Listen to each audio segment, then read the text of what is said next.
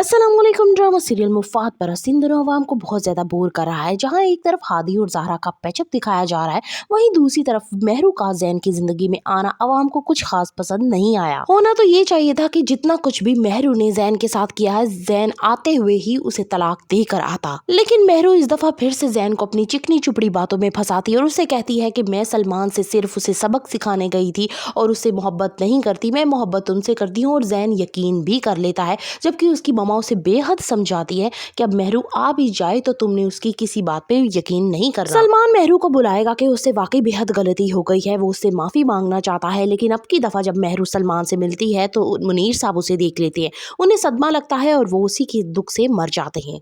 सलमान ही ज़ैन को सारी सच्चाई बताता है कि किस तरह से ये उसके साथ पहले भी इन्वॉल्व रह चुकी है और महरू की फितरत ही यही है, वो जहाँ पे पैसा देखती है वो उसके साथ ही मोहब्बत के नाटक करती है। सलमान ज़ैन को बताता है कि अपने दिल पर मजीद बोझ मत डालो और ज्यादा बेहतर है कि उसी टाइम पर ही छोड़ दो, क्योंकि वो तुमसे नफरत करती है, तुमसे जान छुड़ाना चाह रही है। वो अगर इस वक्त तुम्हारे पास आई है तो उसकी मजबूरी है, क्योंकि उसे पैसा चाहिए और उसके घर वालों ने भी उसे घर से निकाल दिया है और अब उसके बाप की जो इंतकाल हुआ है उसमें भी वही जिम्मेदार है।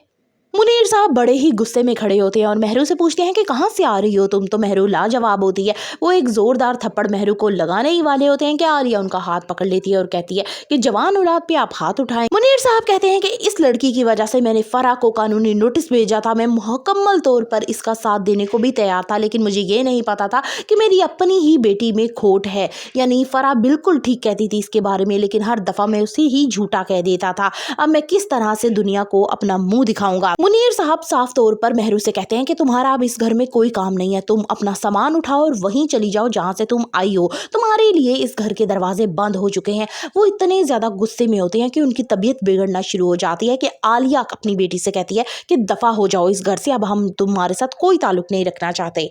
आने वाले एक साथ में हम देखेंगे कि महरू की इसी बेहिसी की वजह से उसके बाप बहुत ज्यादा सदमा ले जाता है और दिन ब दिन बीमार रहने लग जाता है और फाइनली वो दिन भी आ जाता है जब मुनीर साहब इंतकाल कर जाते हैं। आलिया मुनीर साहब की मौत का जिम्मेदार महरू को ठहराती है। आने वाले एक साथ बहुत ही दिलचस्प होने वाली है फर्दर रिव्यूज ऑफ मुफ्फात परस्त। Kindly subscribe my channel and like the video.